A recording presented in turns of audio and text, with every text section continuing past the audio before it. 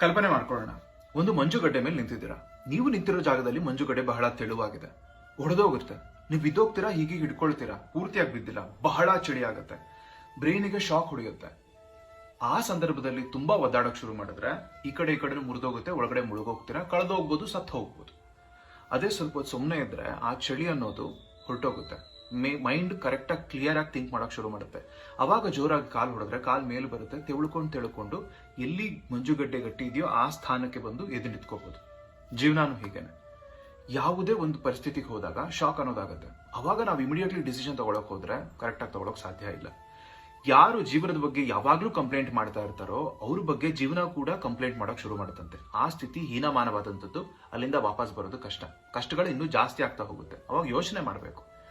ಸಂಘರ್ಷ, ಕಷ್ಟ, ನೋವು ಇಲ್ಲದೆ ಜೀವನ ನಡೆಸೋಕ್ ಸಾಧ್ಯನೇ ಇಲ್ಲ.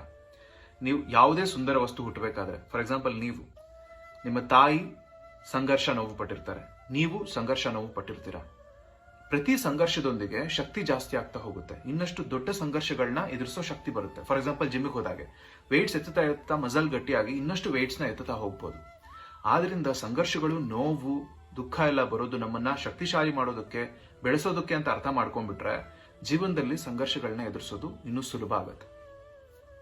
ಯೋಚನೆ ಮಾಡಿ.